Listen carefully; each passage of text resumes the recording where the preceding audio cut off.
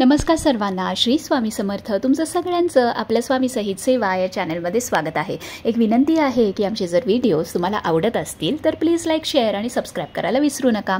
तर बघा, 22 सप्टेंबर 2025 पासून आपले नवरात्र सुरू होणार आहे. आपण प्रत्येक दिवशी देवीच्या एका रूपाची पूजा करत असतो. नवरात्रीमध्ये आपल्या कुळात किंवा आपल्या घरामध्ये काही परंपरा आहे त्या अनुसार आपण देवीचा कुळाचार करत असतो. त्यामध्ये घटस्थापना, अखंड दिवा, कुमारिका पूजन, अष्टमीचा उपवास, ओटी भरणे, कुंकुमार्चन करणे, देवीचा पाठ वाचणे आणि मेन म्हणजे आपण नवरात्रीमध्ये उपवास करत असतो. तर नवरात्रीमध्ये उपवास कोणी करावा, कसा करावा, उपवास कधी सोडावा, नियम काय आहेत, काय खायचं आहे, उपवासाचं महत्त्व काय आहे, काय खायचं नाही आहे, ती सगळी माहिती आज आपण या व्हिडिओमध्ये बघणार आहोत. तर बघा, नवरात्रामध्ये आपण सगळेच जण उपवास करत असतो. आता उपवास या शब्दाचा अर्थ त्यातच दडलेला आहे. उप म्हणजे जवळ आणि वास म्हणजे राहणे. देवीच्या जवळ राहणे म्हणजेच काय तर 10 दिवस तिची सेवा करणे, उपासना करणे, स्तोत्र मंत्र वाचणे, पाठ करणे, यालाच उपवास असं म्हटलं जातं. थोडक्यात काय, जेवढी सेवा होईल तेवढी आपण करायची आहे. उपवास का केला जातो तर बघा, आपल्या मनाची एकाग्रता वाढावी, तल्लीन होऊन आपण जी काही देवी आईची सेवा करतो ती आपण करावी, जेणेकरून आपण देवीची सेवा खूप चांगल्या पद्धतीने करू शकतो. आता बरीच लोक उपवास धरतात पण सेवा मात्र त्यांच्याकडून काही होत नाही किंवा ते करत नाही. तर असं करू नका, थोडी सेवा करा म्हणजेच तो उपवास तुम्हाला फळणार आहे. आता उपवास कोणी करावा तर घरातील मुख्य स्त्रीने किंवा मुख्य पुरुषाने उपवास करू शकता. कोणतीही स्त्री असेल, पुरुष असेल, मुलगा असेल, मुलगी असेल, ते सुद्धा उपवास करू शकता. आता उपवास कसे करावे तर नवरात्रीचे उपवास बऱ्याच पद्धतीने केले जातात. पहिली गोष्ट म्हणजे तुमच्या घरात जी पद्धत आहे ती पहिली तुम्ही विचारून घ्या. सासूबाईंना विचारा, घरातल्या वडीलधारांना, व्यक्तींना विचारा की आपली काय परंपरा आहे, आपण काय फॉलो करतो. त्याचप्रमाणे तुमच्याकडं जी पद्धत असेल ती फॉलो करा. यूट्यूबवरती बरीच लोक काही सांगतात, तर आपली परंपरा, आपली पद्धत घरातली ती सोडून दुसरे पद्धती नवीन पाडू नका. हां, जर तुमची पद्धत जर काही घरी नसेल आणि तुम्हाला जर नव्याने उपवास सुरू करायचे असतील तर तुम्ही नक्कीच या पद्धतीने तुम्ही फॉलो करू शकता. आता बघा, बरीच लोक ही प्रतिपदा ते नवमी म्हणजे पूर्ण 9 दिवस उपवास करतात. म्हणजे काय तर पूर्ण नवरात्र. आता थोडी लोक उठता बसता उपवास करतात. म्हणजे काय तर पहिल्या दिवशी घटस्थापना असते त्या दिवशी करतात आणि शेवटच्या दिवशी म्हणजे नवमीच्या दिवशी करतात. किंवा प्रत्येक माळेला उपवास करतात. म्हणजे एक माळ सुरू झाली की उपवास करायचा, दुसऱ्या दिवशी दुसऱ्या माळेला तो सोडायचा, परत तिसऱ्या माळेला धरायचा आणि चौथ्या माळेला सोडायचा. तुम्ही असाही उपवास करू शकता. बरीच लोक अष्टमी आणि नवमीच्या दिवशी उपवास करतात. तर काही जण सप्तमी, अष्टमी आणि नवमीच्या दिवशी उपवास करतात. तुमच्या घरात जी पद्धत आहे ती पद्धत फॉलो करा. आणि तुम्ही जर नवीन चालू करणार असाल तर या पद्धतींपैकी कुठलीही एक पद्धत तुम्ही जसं झेपेल तसं तुमच्या शरीराला, तुमच्या हेल्थला, मेडिकल कंडिशन्स काही असतील तर त्या अनुसाराने तुम्ही सगळं बघा आणि मगच तुम्ही उपवासाची पद्धत निवडून ती फॉलो करा. मेन काय की हेल्थची काळजी घ्यायची आणि मगच तुम्ही उपवास करायचा. आता नवरात्रामध्ये घट बसतात तर उपवासाला आपण काय खायचं तर बघा, बरीच लोक एक वेळ फलाहार करतात. मग तुम्ही कुठलीही फळं खाऊ शकता, ज्यूस, शेक, शिकरण वगैरे असं बनवून घेऊ शकता.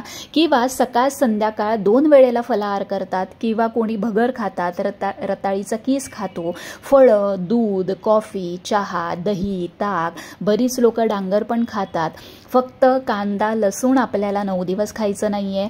खिचडी पण बरीच लोक खातात, पण इन जनरल मी बघितलं आजकाल खिचडी खात नाहीत कारण ती जड होते, गॅसेस होतात, त्यामुळे बरीच लोक खिचडी खात नाहीत. पण तुमच्या घरी जी पद्धत आहे तीच तुम्ही फॉलो करू शकता.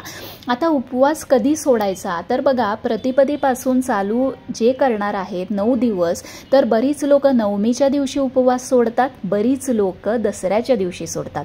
जर तुम्ही नवमीच्या दिवशी सोडणार असाल तर 1 ऑक्टोबरला उपवास सोडायचा आहे आणि दशमीच्या दिवशी म्हणजे ज्या घराण्यात किंवा ज्या घरातल्या पद्धती आहे त्याप्रमाणे जर तुम्ही दसऱ्याला सोडत असाल तर तुम्ही 2 ऑक्टोबरला उपवास सोडायचा आहे। आपल्याकडे जी पद्धत आहे ती फॉलो करा। उपवास सोडताना एकदम लाईट अन्न खावं, फळाहार करावा किंवा वरण भात भाजी असं तुम्ही नैवेद्य दाखवून उपवास सोडू शकता। त्याच्यामध्ये कांदा लसूण आपल्याला घालायचं नाहीये।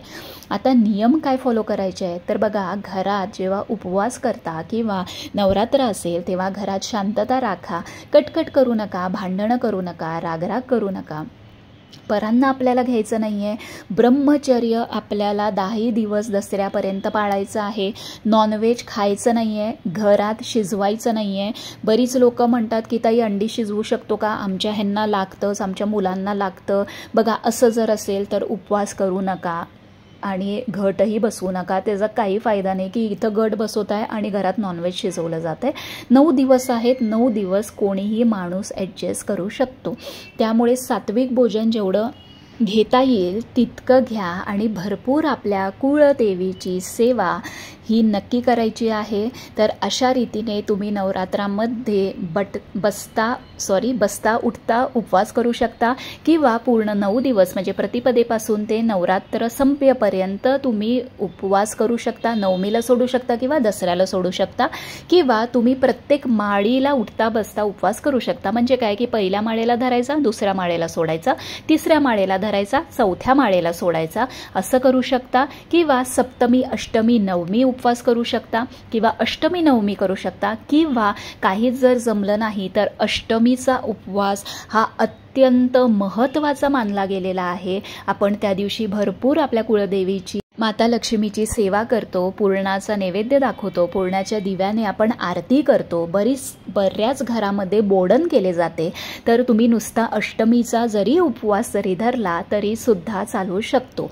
पण सगळं हेल्थ वगैरे सगळं काळजीपूर्वक सगळ्यांचा विचार करा आणि मगच उपवासाचा संकल्प घ्या। बरीच लोक 1 वर्ष, 3 वर्ष, 5 वर्ष, 7 वर्ष असा संकल्प घेऊन उपवास करतात। त्यामुळे संकल्प घेताना सगळ्याचा विचार करा, आपल्याला झेपतंय का, आपल्या घरातलं रुटीन, आपला जॉब आपण हे करू शकतो का। कारण काय होतं, आपण यूट्यूबचे व्हिडिओज बघतो आणि म्हणतो की अरे यार हे लोक सगळी करतायत मग मी पण करणार आहे।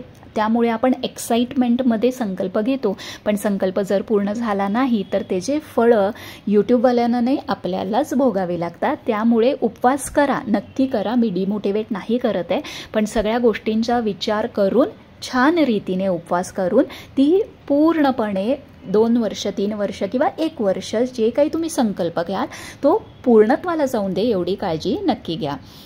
आणि आपल्या कुळदेवीची सेवा ही जेवढी जमेल तेवढी नक्की करा। आणि काही प्रश्न असतील तर आपल्या कमेंट बॉक्समध्ये नक्की विचारा। श्री स्वामी समर्थ।